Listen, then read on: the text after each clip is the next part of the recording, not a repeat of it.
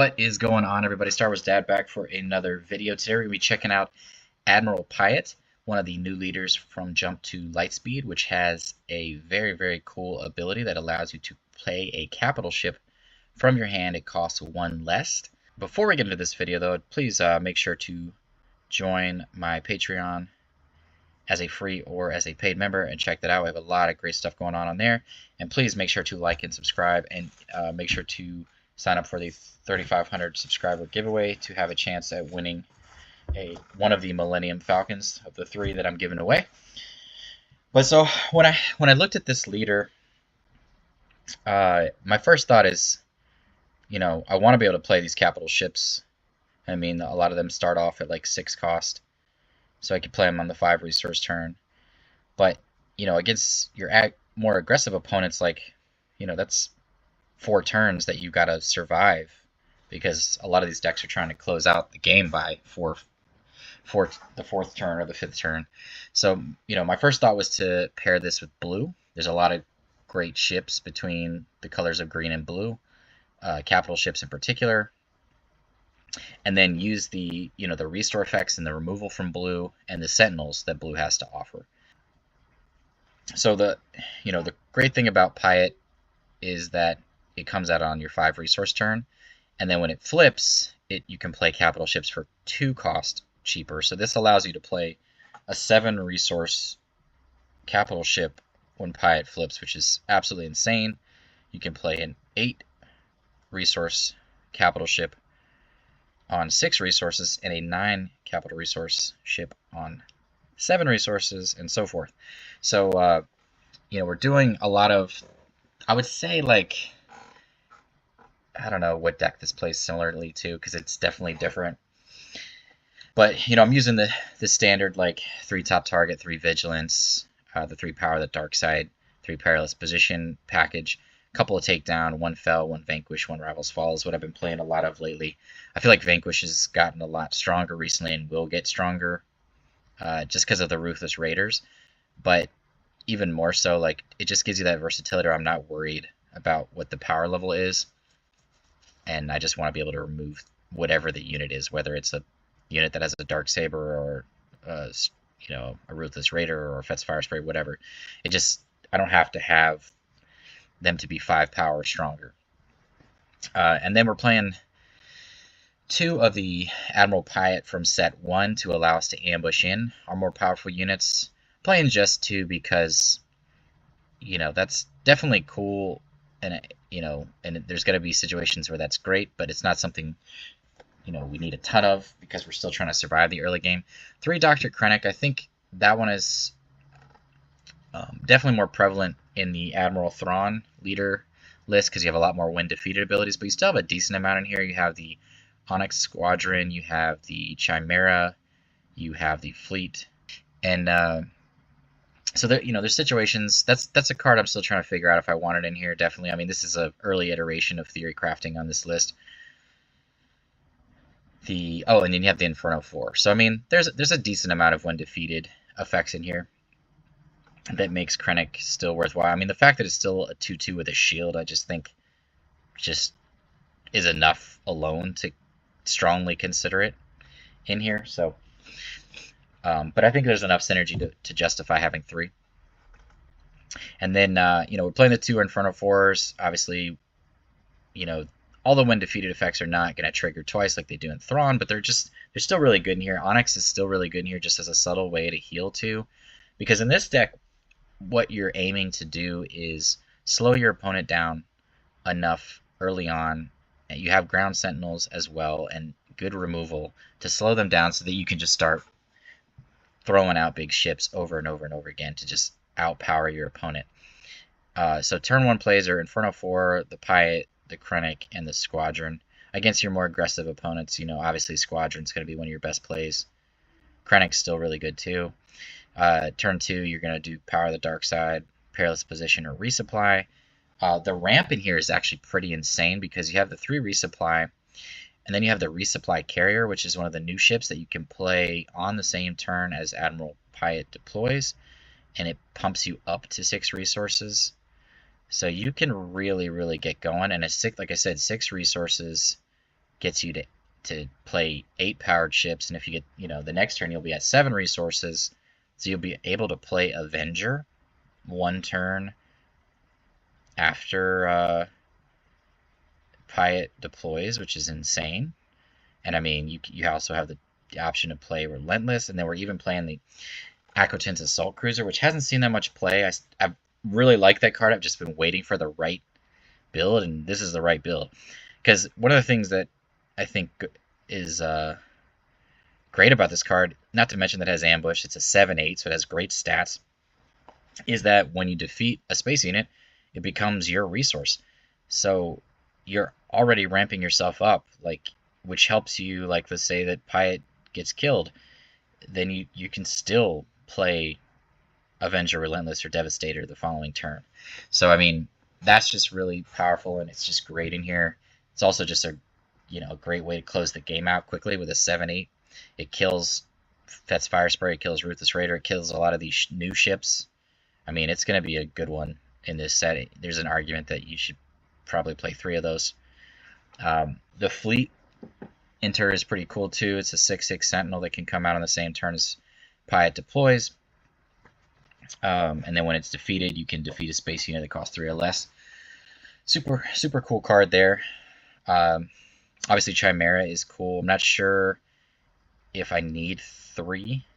That's, another one of those cards. There might be more spoilers. This is still early, where, maybe Chimera, I don't need 3 Chimeras, because it does allow you to play the when defeated ability. So, if it comes in, you can play Onyx's ability and just heal 2 from your base, which is sweet.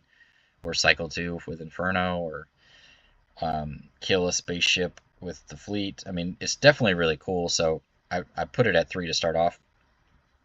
But so far in testing, the resupply carrier has been amazing. That's been a really good card to play, just to go bonkers with your ramp, and especially with Piett's ability. Ramp plus cheating out units just makes it so easy to get to these higher end ships. I know they say 8, 9, and 10 resources, but it doesn't feel like that in here. It feels more like 6 and 7, and then 8 occasionally. But because you're ramping so quickly, and you're doing it with your ships too, with the resupply and the assault cruiser, that you don't even feel like you're taking a turn off to ramp. You're just kind of playing a ship or attacking in with a ship, and then it's boom. Being able to play Devastator on 8 resources is absolutely insane. You could argue that just put 2 of those in the main, I mean, because of how quickly it ramps in here. But this is just, again, early iteration, just trying things out. But I liked just being a little more well-rounded. We have the Palpatine's Return in the sideboard. What else is interesting? Okay, the Droideka is in here because it does trigger a lot of these when defeated abilities. For those heavy aggro decks, in case we don't hit Chilson, Droideka is another good option as a 4/5 where we can exploit things, cheat it out for really cheap, in addition to playing other cards, which is nice. That's been really good so far in testing as well, just to have those 2 Sentinels in the ground, just as a kind of like an insurance policy if our opponent's a heavy ground deck and maybe they get off to a really fast start. Chilson as well as your turn 3 play. And in here, it's, because you don't have Dr. Pershing, which maybe there's an argument to put that in here as a way to just draw cards and get more blue cards in your hand. But it's usually around a 5/5 in here, occasionally a 6/6 if you don't play anything on turn 1 or 2 for some reason. But yeah, it's felt really good in testing. The thing that I've been most impressed with this deck is just how quickly the game ends for me.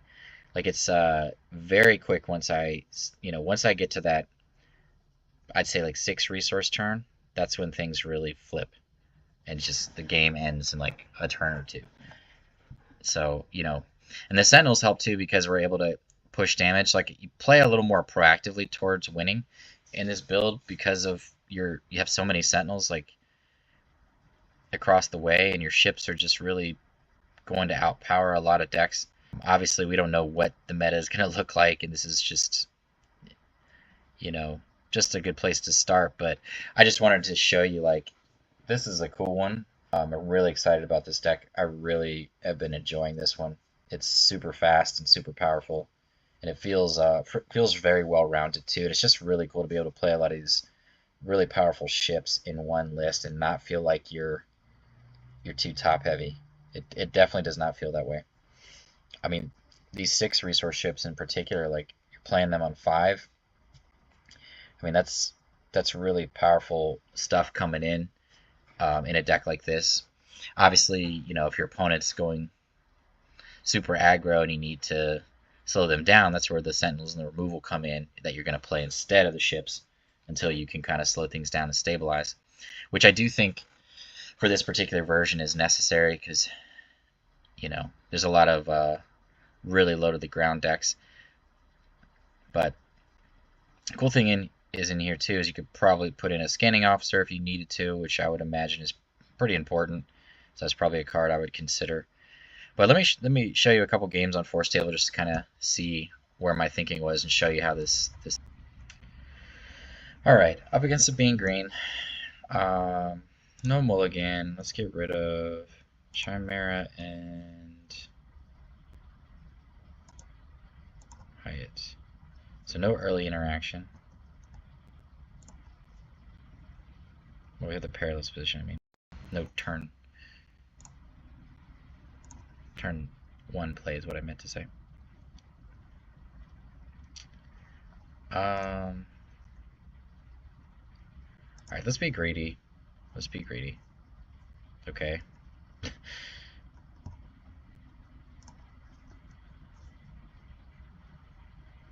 Okay.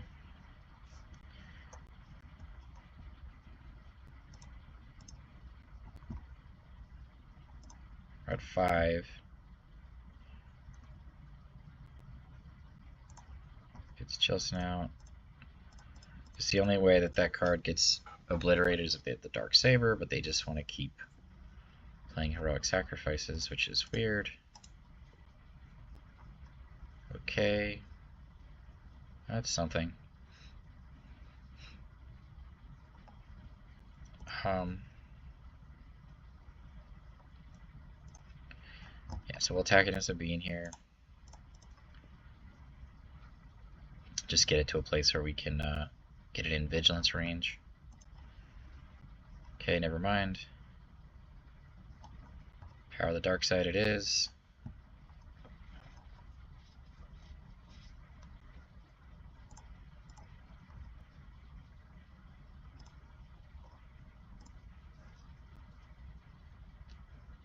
Okay.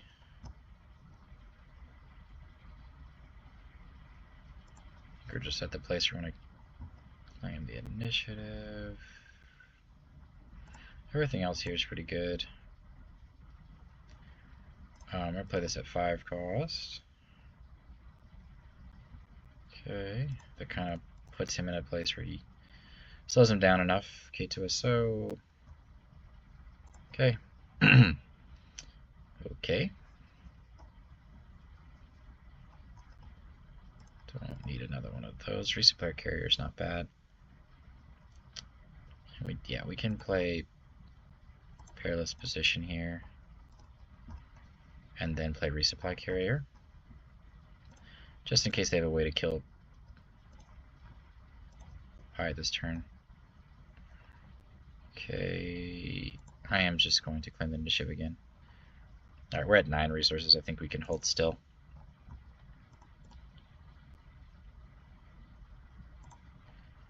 Rivals fall. Sure. Do we want to swing it in for 10?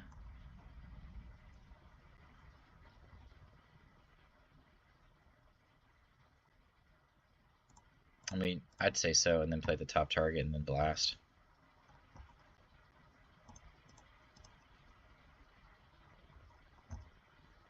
I mean,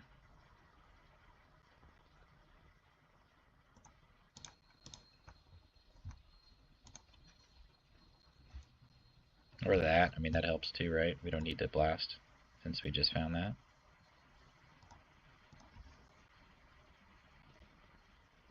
Could have resourced Krennic there to be able to play Vigilance as well. Alright, well. That was a weird one.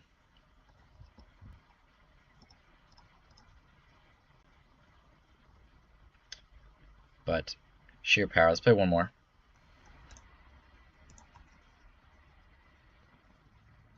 let's see what we can get here. Okay, let's get rid of Piett. I like the target, I like the takedown, I like that. Yeah. Against Sabine, we want to have more of our ground stuff, so we can slow them down.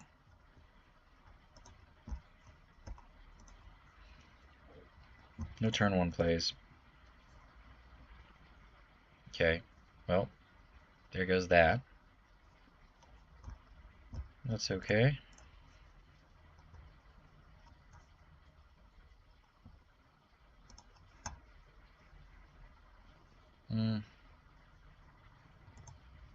Yeah, we're getting closer to our big stuff here, so I think we're just going to go ahead and play Chilson.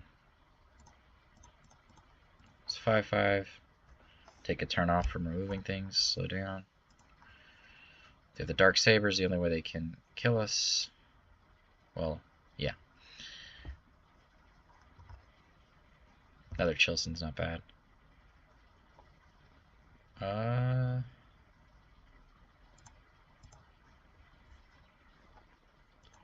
Attack him with Chilson.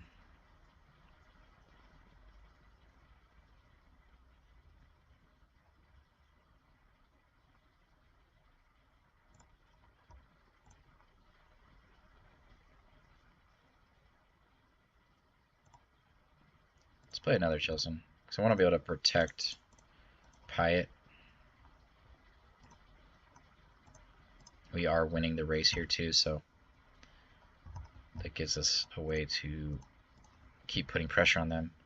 Like I said, we can really close things out here. Top target is good. Way to squeeze in to as an insurance policy. So we can play Chimera plus Piett here. Is that really what we want to do though? Kind of just want to play the Fleet Defender. Let's just hold the power. Okay. Swing in there first. Okay, well that does kill our Chilson, but we gain 6 life. Let's get this out.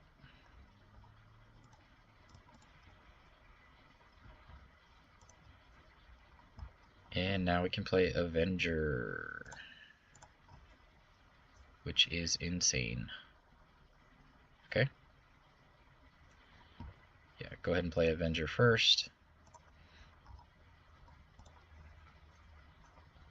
And we lose Piett, but it's too little too late for our opponent.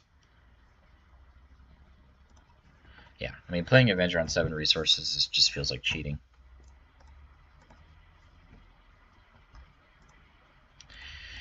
So yeah, this deck's just like, it has so much potential to just be stupid good with the right build. I mean, you know, depending on what more spoilers we get and things like that. So, just really cool. Really cool deck. Okay, can do one more game just to kind of give you an idea against Jango Red. No mulligan. We have a lot of good cards here. I think Avenger's got to go just because it's a little too slow for this deck. Inferno. Just want to have as much removal as we can.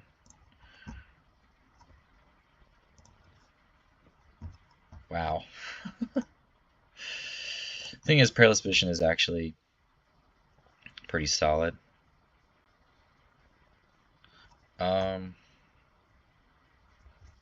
Because of Lurking TIE Phantom. So let's do something like that. Okay. Sure.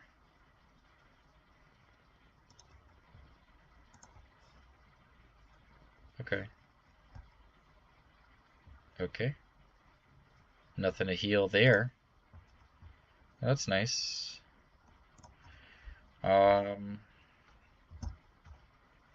Also nice. I think I'd rather have the resupply carrier at this point. Let's just go here. Okay, there's another one, and that's exactly why we held on to the perilous position. Okay. Just want to get rid of that because that can be a menace. Okay.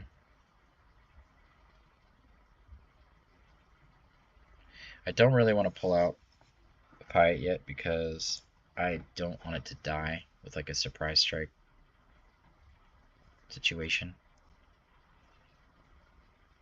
Devastator, that's so crazy. Chilson's not really doing a lot here. Okay, so now we kind of gotta figure some things out. Resupply carrier at 4 cost. Resupply into Devastator. Devastator is going to be pretty cool, so I can't remember if the resupply carrier gives us an untapped resource.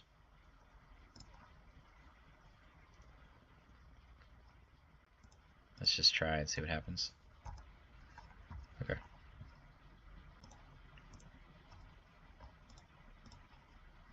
No, it's tapped. Okay.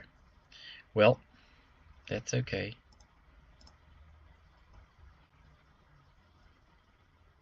Just going to Jango to make it in takedown range. But we are...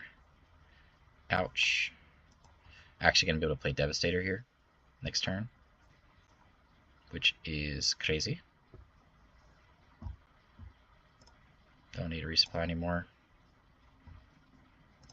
Just play Devastator. Let's take out Jango. Sure. Let's slow down the Starfighter.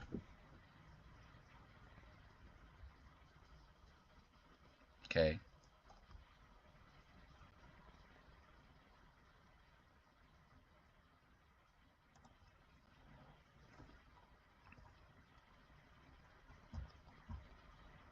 Looks like some good cards.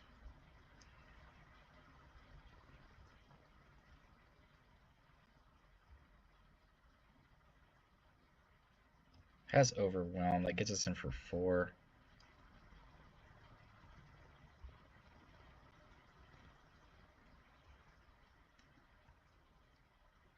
Could also just play Akotun's Assault Cruiser. They're gonna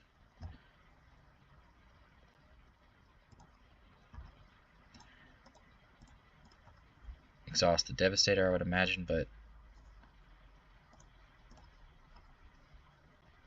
okay. Oh, well, that doesn't make any sense.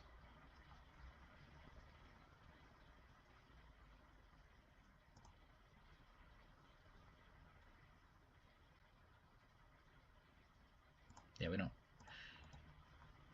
I mean, Surprise Strike's the best card they could have right now to get it for 4, but they do not.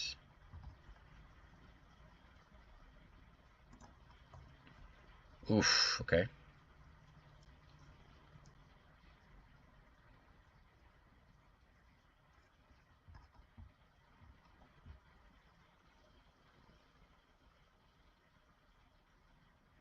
Just gonna hold here. I'm gonna go ahead and play the Droideka and sacrifice this just to, yep. Does that give it, that doesn't give it Saboteur, does it? No. Just to make sure. And then we shall close the game out.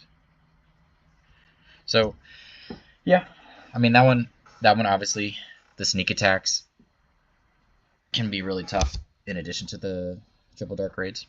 So a little bit of a more difficult matchup, but we do have, you know, we're a space deck with giant space units, and we have the early game removal. We didn't really use any, we didn't use a single bit of life gain that game.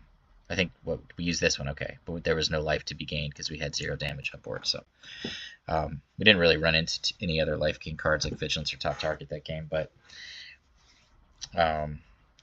yeah, they should have exhausted our Devastator with the no good to me dead instead of Piett, but I'm not sure it would have mattered too much at that point. but just another example.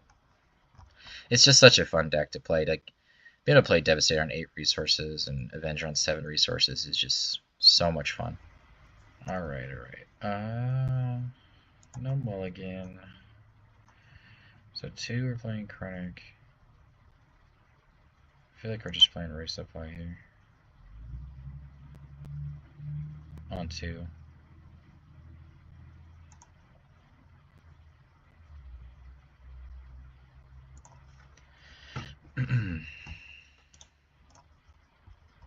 Shielded unit's good. We don't need a second Chronic. Takedown's not bad. We're definitely just going Race Supply here. Try to keep the pressure on them. Okay, we could take down here. That's not bad. Take down the Falcon.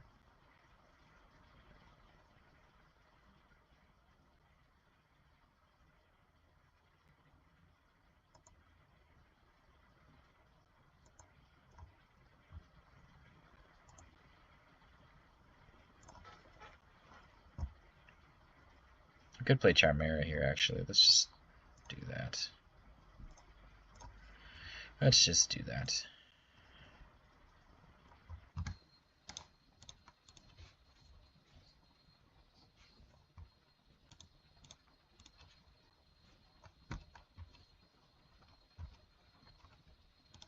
They have not used their epic action.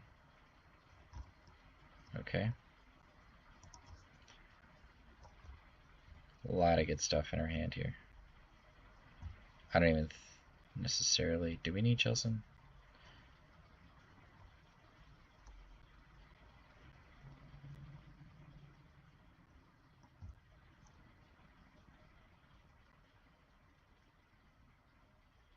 I feel like Power's the least good card. So go here first, take out that. Okay.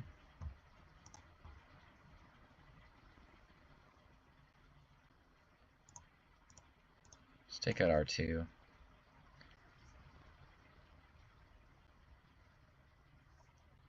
Okay, now we play Chilson as a 6/6, or no, 5/5, I'm sorry. Okay. Ouch.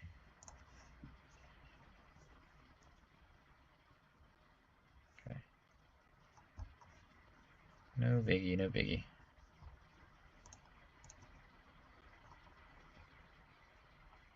Take out Quinlan.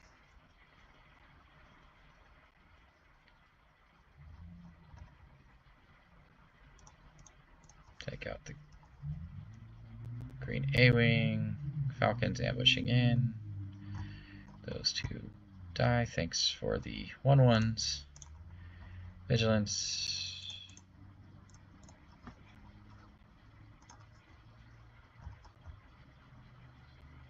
Just gonna hold on to all these. Okay.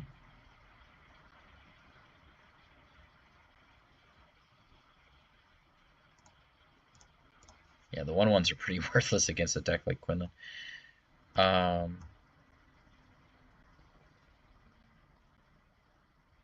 this for 5. That doesn't really do us any good.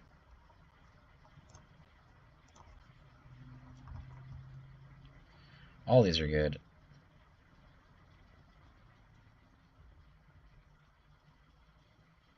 Let's just hold.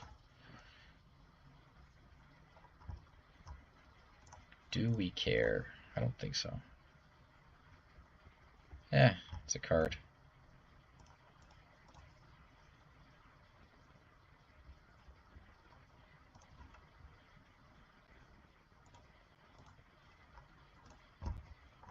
Get rid of that.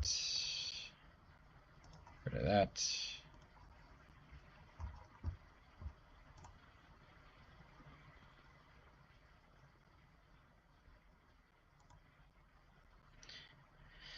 I can't see a situation where we're blasting at this point because we have Rival's Fall.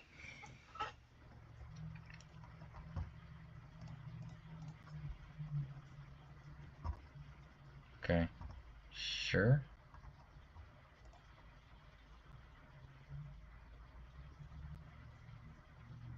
Play Krennic. Okay. Sure. Let's put a shield on Chimera.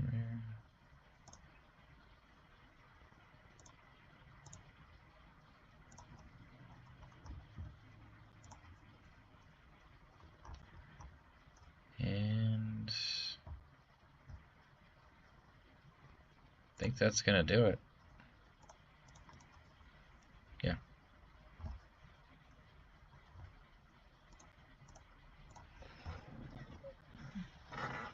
So just Chimera just getting in the work.